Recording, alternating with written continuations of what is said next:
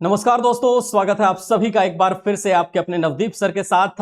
आज हम लोग भारत दर्शन के इस एपिसोड में पढ़ने वाले हैं मेलों के बारे में। और ये जो मेले हैं ये भारत की शान है, भारत की जान है और लोगों के उत्सव धर्मी होने का प्रतीक है। तो चलिए शुरू करते हैं। सबसे पहले मेलों के बारे में जानना। दोस्तों, सबसे पहला मेला है असम से। असम में इस मेले को कहा जाता है अंबुबाची फेस्टिवल। और अंबुबाची फेस्टिवल वास्तव में गुवाहाटी नदी के किनारे एक मंदिर के बगल में लगता है जिसे एक शक्तिपीठ माना जाता है। और मैं जिसकी बात कर रहा हूं वो कोई और नहीं बल्कि है मां कामाख्या का मंदिर।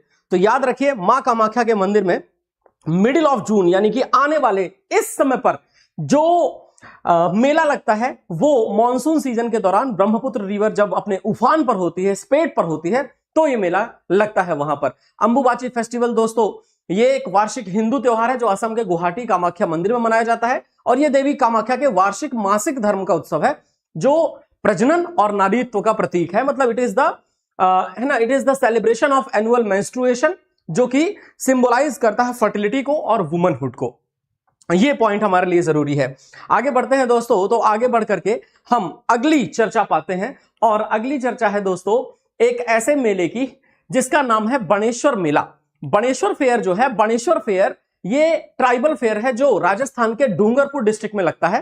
राजस्थान का जो डूंगरपुर इलाका है, बांसवाड़ा इलाका है, प्रतापगढ़ इलाका है, ये बेसिकली आते हैं एक ऐसी जगह पर जिसे हम लोग कहते हैं वागड़ क्षेत्र। तो राजस्थान का जो वागड़ रीजन है, राजस्थान के वागड़ रीजन में ये फेस्टिवल लगते हैं। और राजस्थान के वागड़ रीजन में लगने वाले फेस्टिवल ये माघ के महीने में लगता है, न्यू मून नाइट पे, विक्रम संवत कैलेंडर के हिसाब से। बाणेश्वर जो है वो सोम और माही नदी का संगम है, इसलिए यहां पर बाणेश्वर मेला लगता है। Very beautiful festival. राजस्थान के डूंगरपुर जिले में आयोजित होने वाला एक आदिवासी मेला है। जनवरी या फरवरी के महीने में अमावस्या की रात के 2 सप्ताह बाद सोम और माही नदियों के संगम के पास लगता है। थोड़ा और आगे बढ़ते हैं तो हम पाते हैं चंद्रभागा फेयर। चंद्रभागा फेयर जो है ये दोस्तों होता है झालरपाटन में। और झालावाड़ से लगभग 6 किलोमीटर के दूर झालरपाटन नाम की जो जगह है वहां पर एक बार फिर से राजस्थान में ही ये मेला लगता है दोस्तों।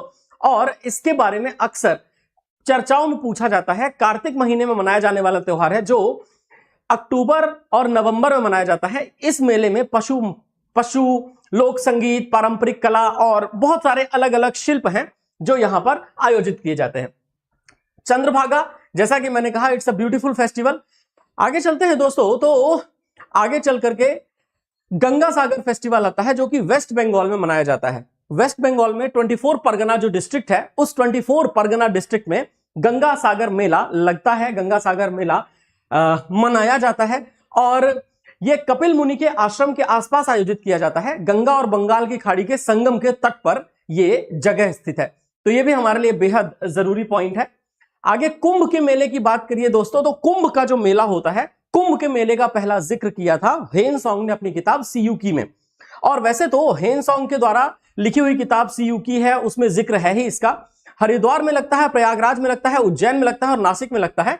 कुंभ मेला 4 साल में एक बार लगता है। अर्ध कुंभ 6 साल में एक बार लगता है। पूर्ण कुंभ 12 साल में एक बार लगता है।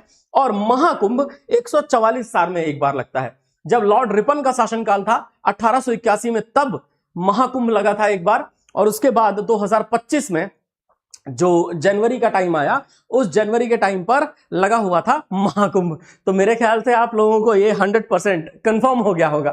थोड़ा और आगे बढ़ते हैं दोस्तों। तो आगे चल करके एक और चर्चा है कि महाकुंभ 2025 का वो शाही स्नान था। पुष्कर, अगर मेले की बात की जाए तो पुष्कर मेला जो है वो लगता है राजस्थान में पुष्कर में।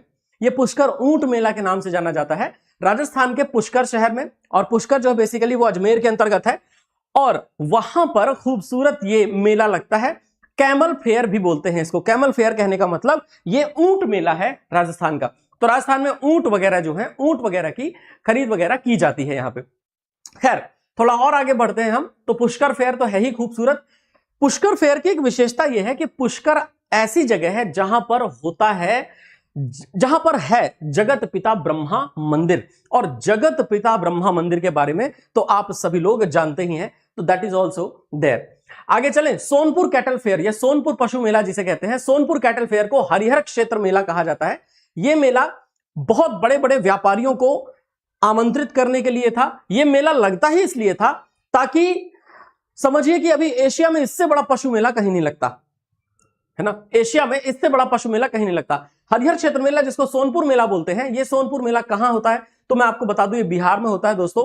और दूसरी बात, ये एशिया का सबसे बड़ा पशु मेला है और 15 दिनों से लेकर के 1 महीने तक चलता है। तो यहां पर हर तरह के जो पशु हैं वो आते हैं। अलावा इसके दोस्तों बिहार के सोनपुर में नवंबर और दिसंबर में कार्तिक पूर्णिमा के दिन आयोजित किया जाता है। कार्तिक मास की अमावस्या को दीपावली होती है और कार्तिक पूर्णिमा जो होती है वहां पर हरिहर क्षेत्र मेला लगता है।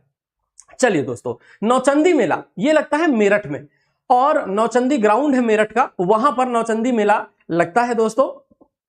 इसके बारे में कहा जाता है कि 1672 में ये एक तरीके के पशु मेले के रूप में शुरू हुआ था, फिर उसके बाद हर साल ये लगने लगा। 1858 में नहीं लगा था क्योंकि 1857 की जो क्रांति थी, 1857 की क्रांति मेरठ से स्टार्ट हुई थी, इसलिए 1 साल का अगर कोई गैप है इस मेले के लगने में तो वो 1858 में है। 1857 की क्रांति की वजह से मेरठ से शुरू हुई थी इसलिए, बाकी तो यहां पर मेला लगता ही है। खैर आगे चलते हैं दोस्तों। नौचंदी देवी की पूजा होती है यहां पे, ये याद रखिएगा। और सैयद सलार जो एक संत माने जाते हैं मुसलमानों के, उनको भी श्रद्धांजलि दी जाती है। हालांकि इन पर ऐतिहासिक बातें हैं, ऐतिहासिक प्रश्न खड़े किए जाते हैं। खैर चलिए और आगे बढ़ते हैं दोस्तों। सूरजकुंड क्राफ्ट फेयर, सूरजकुंड जो मेला है, सूरजकुंड मेला, ये फरीदाबाद हरियाणा में लगता है। पहले बार इसको 1987 में शुरू किया गया था। यह हस्तशिल्प से संबंधित है। तो हस्तशिल्प जो है, हस्तशिल्प बहुत ही बेहतरीन कारीगरी है और वो बहुत ही बेहतरीन कारीगरी देखने को मिलती है। That is something very very beautiful. Surajkund craft mela या सूरजकुंड डिजाइनर विलेज जो है वहां पर होता है। यहां पे बहुत सारे हिस्सों से पारंपरिक शिल्पकार, कलाकार, चित्रकार, बुनकर, मूर्तिकार सब लोग आते हैं और ये लोग बहुत ही खूबसूरत खूबसूरत सी चीजें बनाते हैं दोस्तों। तो इस मेले में यूनिक डाइवर्सिटी है इंडियन कल्चर की, ट्रेडिशन की, जो कि रूरल एट्रीब्यूट ऑफ इंडिया को डिस्प्ले करते हैं। खैर चलिए, थ्रिसूरपुरम की बात करो दोस्तों। थ्रिसूरपुरम एक हिंदू टेंपल फेस्टिवल है और ये जो मेला है, ये मेला केरला में लगता है दोस्तों। इसको कहा जाता है मदर ऑफ ऑल पूरम्स, सभी पूरमों की मां। और ये खूबसूरत सा मेला, ये देखिए यहां पर हाथियों को एक लाइन से सजाया जाता है और आपने कहीं नहीं देखा होगा कि हाथियों के ऊपर बैल बैठे हो, जैसे बीच में है ना, यहां पर भगवान शिव को विराजित किया गया है। तो देखिए सारे के सारे जो नंदी हैं वो नंदी इधर भगवान शिव की तरफ मुंह किए हुए हैं और जो इधर के नंदी हैं राइट वाले वो अपने लेफ्ट की तरफ भगवान शिव की तरफ मुंह किए हुए हैं। तो ये अपने आप में एक बहुत ही बड़ा फेस्टिवल है। और देखिए दोस्तों, जो मंदिर है उस मंदिर को कैसे सजाया जाता है फूलों से। अगर आपको भारत वास्तव में देखना है तो जा करके दक्षिण में मनाए जाने वाले फेस्टिवल्स देखिए। दक्षिण में मनाए जाने वाले फेस्टिवल्स जो हैं वो बहुत कमाल के फेस्टिवल्स हैं। सो केरल में जीवन में हर साल गांव के देवताओं को समर्पित त्योहारों का बोलबाला रहता है। फसल कटाई के बाद मनाए जाने वाले त्योहार एकदम दिनचर्या का हिस्सा है कुल मिलाकर के। हमारी मेदाराम जतारा फेस्टिवल जो है, ये जो एक तरीके का मेला है, ये मुलुगु डिस्ट्रिक्ट में होता है तेलंगाना में। और मुलुगु डिस्ट्रिक्ट तेलंगाना में मेदाराम जतारा ये बहुत ही खूबसूरत सा फेस्टिवल है। हैदराबाद से लगभग 240 किलोमीटर दूर मुलुगु जिले में। और मेदरम वहां पे जगह है एक, मेदरम में समा का सरलम्मा जतरा उत्सव एक मनाते हैं, उसी समय पर ये मेला लगता है दोस्तों। ये बहुत बड़ा आदिवासी उत्सव है भारत का। माधवपुर मेला जो है ये लगता है गुजरात में, और माधवपुर मेला जो गुजरात में लगता है that's a beautiful festival. Question भी पूछा गया है आपके एग्जामिनेशन में कि माधवपुर मेला कहां पर लगता है। सो देखिए माधवपुर मेला कहां पर लगेगा। माधवपुर मेला लगता है दोस्तों गुजरात, तो गुजरात सही आंसर हो जाएगा इसका।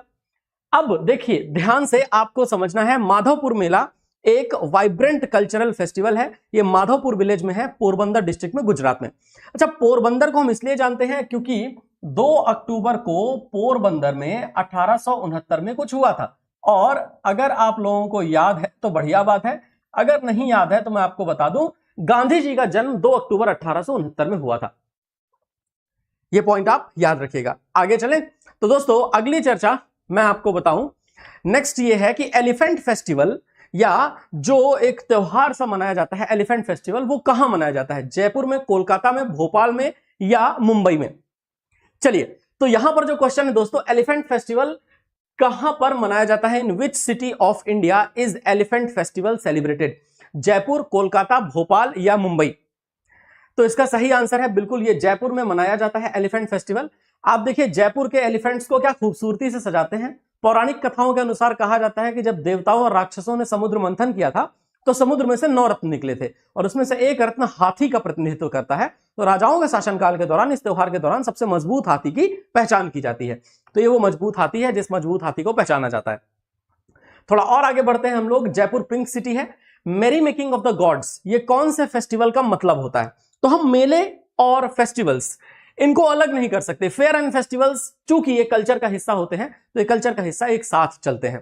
तो एक प्रश्न आता है दोस्तों, बताइए इनमें से कौन सा फेस्टिवल है जिसका मतलब होता है मेरी making of the gods? Diwali है, लाई हरोबा है, पोंगल है या मकर संक्रांति है? तो इसका सही आंसर हो जाएगा लाई हरोबा। लाई हरोबा का मतलब होता है मेरी मेकिंग ऑफ द गॉड्स। तो देखिए कितने खूबसूरती से अलग अलग ड्रेसेस में मणिपुर के बच्चे सजते हैं और उसके बाद वो अपने एंसेस्टर्स की और अपने पारंपरिक देवताओं की पूजा करते हैं। याद रखिएगा यहां पर जो मोस्ट फेमस है उनका नाम है थांगजिंग। ये मोइरांग के रूलिंग डीटी माने जाते हैं। जैसे अयोध्या के भगवान राम माने जाते हैं रूलिंग डीटी, वैसे ही मोइरांग के रूलिंग डीटी माने जाते हैं थांगजिंग। ये भगवान है। आगे चलते हैं दोस्तों, अगली चर्चा हम लोग करें उसके पहले मैं आप सभी लोगों को बता दूं, लाई हरोबा मणिपुर का एक लोकप्रिय त्योहार है जो पूर्वजों की पूजा से जुड़ा हुआ है। प्रसिद्ध है मोइरांग के शासक देवता थांगजिंग। लाई हरोबा का मतलब होता है देवताओं को प्रसन्न करना, खुश करना देवताओं को। आगे चलते हैं। नेक्स्ट जो पॉइंट है हमारे सामने वो ये है, international kite festival is celebrated in which state of India? अंतरराष्ट्रीय पतंग महोत्सव भारत के कौन से राज्य में मनाया जाता है? और देखो इसका सही आंसर, अंतरराष्ट्रीय पतंग महोत्सव कहां मनाया जाता है? तो जब उत्तरायण होता है, यानी कि जब 14 जनवरी आती है तो पूरे गुजराती लोग पतंग उड़ाने लग जाते हैं। यहां तक कि सलमान खान भी आए थे मोदी जी के साथ पतंग उड़ाने के लिए। तो ये अपने आप में एक बात है। सर्दियों में संक्रांति उत्तरायण के अंत और सूर्य के उदय का प्रतीक होता है। ये मकर संक्रांति अंधकार पर प्रकाश की विजय का प्रतीक माना जाता है, इसलिए बहुत सारी पतंगें उड़ाई जाती हैं। और गुजरात में तो पतंग की जगह तो कुछ भी उड़ा देते हैं, भालू, छिपकली, ड्रैगन वैगन सब उड़ा दिया है उन लोगों ने। तो गुजराती भाई कुछ भी उड़ा सकते हैं, गुजराती लोग तो मिलकर देश उड़ा दें, कोई बड़ी बात नहीं। लेकिन फिर भी आगे चलते हैं दोस्तों। तो नेक्स्ट जो है हमारे सामने तो नेक्स्ट, ठीक, देश मतलब पाकिस्तान उड़ा सकते हैं गुजराती, या सो विल पावर है उनके पास। चलिए फिर आगे चलते हैं दोस्तों। तो आगे चल करके विच of the following festivals is celebrated in Orissa? तो लोसार है, वंगला है, चैत्र जत्रा है या नगोबा जत्रा है? तो देखो जो उड़ीसा में मनाया जाने वाला फेस्टिवल है, उड़ीसा में मनाए जाने वाले फेस्टिवल की बात करिए तो चैत्र जत्रा फेस्टिवल जो है वो उड़ीसा में मनाया जाता है। 4 व्यक्तियों को घूमते हुए पहिए पर हुक के माध्यम से लटकाया जाता है और जब मुख्य व्यक्ति गार्डों द्वारा पूछे जाने पर भक्तगण ये घोषणा करते हैं कि संतुष्ट हैं तो उनको मुक्त कर दिया जाता है। तो कुल मिलाकर के यह परंपरा है, ये पॉइंट आप लोगों को जरूर याद रखना है। Chapchar Kut is a festival of which state of India? Chapchar Kut Bharat के किस राज्य का त्योहार है? बड़ा ही महत्वपूर्ण। और चपचरकुट महोत्सव जो है, चपचरकुट महोत्सव के बारे में याद रखिए, ये है ना, it's a beautiful festival from Mizoram. कहां चला गया, एक सेकेंड, हाँ, it's a beautiful festival from Mizoram. Chapchar Kut Mizoram का, इसको चिरो डांस भी बोलते हैं, यहां पर किया जाता है ड्यूरिंग दैट टाइम। और यहां पर बैम्बू डांस भी इसको बोल देते हैं, क्योंकि बैम्बू जो है वो बैम्बू को बिछा करके और बैम्बू के बीच में डांस किया जाता है। तो देखो यहां पर चेराव नृत्य मुख्य नृत्य है, लेकिन त्योहार के दौरान किए जाने वाले अन्य नृत्य हैं जैसे खुल्लम, छैलम, चाय, सरला मकाई। तो ये सारे के सारे अलग अलग तरीके के जो है ना, अलग अलग तरीके के जो खूबसूरत से फेस्टिवल्स सेलिब्रेट किए जाते हैं वो इस जगह पर सेलिब्रेट किए जाते हैं। थोड़ा और आगे बढ़ते हैं दोस्तों। नुआखाई जोहार is an agricultural festival held in which state? Nuakhai जोहार जो है वो एग्रीकल्चरल फेस्टिवल कहां पर सेलिब्रेट किया जाता है? कहां पर? बिहार है, बंगाल है, उड़ीसा है या नागालैंड है? चलिए फटाफट से आंसर कीजिए। बिहार है ना। तो नुआखाई जोहार जो है ना, ये उड़ीसा का फेस्टिवल है, ये बात आप याद रखिएगा। और नुआखाई जोहार, ये इसको नौखाई जोहार बोलते हैं, ये हार्वेस्ट फेस्टिवल होता है। Orissa is a beautiful state. Onam is a harvest festival of? Onam कहां पर एक फेस्टिवल के तौर पर मनाया जाता है? तो Onam is a harvest festival of, तो ओणम के बारे में याद रखिएगा, Onam is the harvest festival of Kerala. ये केरल का फेस्टिवल है। केरल के फेस्टिवल के बारे में क्वेश्चन पूछा जाता है, पर ओणम में ऐसा कहते हैं कि जो भगवान है वो भगवान आते हैं, तो वामन अवतार आते हैं जो भगवान विष्णु के 5वें अवतार माने जाते हैं, और अहंकारी दैत्य राजा महाबली को मार देते हैं। वो कहा जाता है कि इंद्र को महाबली ने पराजित कर दिया था, और उसके बाद फिर सारे देवता विष्णु जी की शरण में गए, और फिर विष्णु जी वामन अवतार में, और उन्होंने फिर खत्म कर दिया महाबली को, और महाबली अब पाताल में है। तो महाबली पाताल में है, ऐसा मानते हैं कि महाबली पाताल से निकल करके आते हैं, और उसके बाद भगवान विष्णु हर साल इसी समय पर उसका अंत कर देते हैं, और अंततः सब कुछ खत्म हो जाता है। तो ये पॉइंट आपको याद रखना है ओणम फेस्टिवल के बारे में। Annual fair of Rajasthan in which camel trading is a major event. Rajasthan का वार्षिक मेला जिसमें ऊंट व्यापार एक मुख्य आयोजन होता है। तो राजस्थान में एक ऐसा व्यापार जिसमें है ना मेजर इवेंट है, या name the annual fair of Rajasthan at which camel trading is a major event. Camel trading major event होता है पुष्कर मेले में। मैंने आपको बताया Pushkar is a beautiful festival. ये देखिए, मतलब ब्यूटीफुल लड़की को मत देखिएगा, आप फेस्टिवल को ब्यूटीफुल देखिए। ऊंटों को किस तरह सजाया जाता है, क्योंकि मुझे पता है कि जब तक मैं इसके सामने नहीं आऊंगा तब तक आपको ऊंट की सजावट दिखेगी नहीं। तो ऊंट की सजावट देखिए, ऐसा आपने कहीं नहीं देखा होगा। रंगीलो राजस्थान ऐसे ही थोड़ी ना कहा जाता है, क्योंकि राजस्थान सच में रंगीला राज्य है। तो देखिए, लोगों के कपड़े से लेकर के और ऊंट की सजावट तक विश्व के सबसे बड़े कैटल फेयर्स में से एक, मतलब विश्व का ऑफकोर्स दूसरा सबसे बड़ा, क्योंकि पहला वाला तो सोनपुर है। खैर, इसमें बहुत सारी प्रतियोगिताएं होती हैं, जैसे मटका फोड़ होता है। एक प्रतियोगिता होती है सबसे लंबी मूंछ। राजस्थान में मूंछ रखने का प्रचलन है, तो जिसकी सबसे लंबी मूंछ होगी, तो ये भी पॉइंट इंपॉर्टेंट है। और दुल्हन प्रतियोगिता जैसी प्रतियोगिताएं होती हैं यहां पर। लार्जेस्ट एनिमल फेयर ऑर्गेनाइज कहां पर किया जाता है, तो वो मैं ऑलरेडी आपको बता चुका हूं, सोनपुर बिहार में। और ये सोनपुर जो बिहार का मेला है, ये सोनपुर का पशु मेला है। लेकिन कुछ लोग कई बार ऐसी हरकतें कर देते हैं कमेंट सेक्शन में कि देख करके लगता है कि इनको पक्का सोनपुर के पशु मेले से ही लाया गया होगा। इसमें कोई दो राय नहीं है। तो आगे चलते हैं दोस्तों, नेक्स्ट जो हमारे सामने पॉइंट है उस पर घुसते हैं कि विच मेला और fair to be listed in UNESCO's list of intangible cultural heritage. UNESCO की अमूर्त सांस्कृतिक विरासत की सूची में कौन सा मेला सूचीबद्ध किया जाएगा। तो जो मेला सूचीबद्ध किया जाएगा वो है कुंभ मेला। कुंभ मेला जो है बहुत बड़ा मेला होता है, इसलिए ये सारे के सारे यूनेस्को की विश्व विरासत सूची में सूचीबद्ध हैं। आगे चलते हैं, तो in which of the following temples is Ambubachi fair celebrated. तो अंबुबाची फेयर जो है वो कामाख्या मंदिर में सेलिब्रेट किया जाता है। कामाख्या बहुत बहुत इंपॉर्टेंट फेस्टिवल है, ये हम बहुत बहुत इंपॉर्टेंट टेंपल है, ये हम सब लोग जानते हैं, और ये देवी की पीठों में से एक है, यानी कि बहुत महत्वपूर्ण शक्तिपीठ है। आगे चलते हैं तो हम पाते हैं कि मिंजार मेला ये कौन से राज्य का बहुत ही फेमस फेस्टिवल है। तो मिंजार मेला के बारे में जब भी आपके सामने क्वेश्चन आए, आप हिमाचल प्रदेश पे घुसेंगे। हिमाचल प्रदेश का हिमाचल प्रदेश, एक सेकेंड रुकिएगा, हिमाचल प्रदेश का ये जो मेला है, इसमें हो सकता है थोड़ी मिक्सिंग हो गई हो, बहरहाल फिर भी मिंजार मेला के दौरान ऐसे पालकियां निकलती हैं, और ये पालकियां जो हैं वो पालकियों में अपने देवता को विराजमान करते हैं। आप पहाड़ों की तरफ जाएंगे ना, पहाड़ वालों के अलग देवता होते हैं, और पहाड़ वालों का थोड़ा अलग अंडरस्टैंडिंग भी होता है अपने परंपरा को लेकर के। सैयद सलार मेला कहां होता है, तो सैयद सलार जो है, सैयद सलार बहराइच में ये मेला लगता है, जरूर याद रखिएगा। आगे चले तो गंगा सागर मेला मकर संक्रांति पे लगता है 13 से 15 जनवरी हर साल। कहां लगता है, तो गंगा सागर मेला हर साल जहां पे लगता है वो है वेस्ट बंगाल। ठीक है, तो वो आप लोग जरूर याद रखिएगा। आगे चलते हैं, तो which state is famous for Tarn Taran mela. Tarn Taran mela कहां लगता है, गुजरात, महाराष्ट्र, राजस्थान या आंध्र प्रदेश। और इसका सही आंसर है दोस्तों, तरनतार मेला लगता है गुजरात में। सो गुजरात में ये ब्यूटीफुल मेला लगता है दोस्तों। कहां चला गया, ये देखिए तरनतार फेस्टिवल, और कितना बढ़िया मंदिर के सामने की तरफ पानी भी भरा हुआ है, लोग ऐसे पानी में चलते हुए वॉक करते हुए जाते हैं। आगे चलते हैं दोस्तों, तो कुंभ मेला कहां नहीं लगता है। कुंभ मेला नहीं लगता है नागपुर में, सबसे पहली बात। और दूसरी बात यह है कि प्रयागराज, उज्जैन, पुरी, हरिद्वार में, अच्छा इसमें पुरी है ना, तो पुरी में नहीं लगता है। अब इस बार का जो कुंभ है उस कुंभ को कहा जाएगा सिंहस्थ, और सिंहस्थ कहां लगता है, मध्य प्रदेश में, उज्जैन में। उज्जैन में भी कहां लगता है दोस्तों, शिप्रा नदी के किनारे, महाकाल की नगरी। ठीक है, तो पुरी जगन्नाथ मंदिर जो है, पुरी जगन्नाथ मंदिर ये हमारे 4 धामों में से एक है। और पुरी जगन्नाथ मंदिर को बनवाया किसने था, तो पूर्वी गंग राजवंश के राजा हुआ करते थे, जिनका नाम था अनंत वर्मन चोड़गंग देव। उन्होंने इसको बनवाया था, ये इंपॉर्टेंट है हमारे लिए। The biggest festival of Malwa is Simhastha mela, held every 12 years, organised on the bank of which river. Malwa का सबसे बड़ा त्योहार है सिंहस्थ मेला, जो कि कुंभ का हिस्सा है।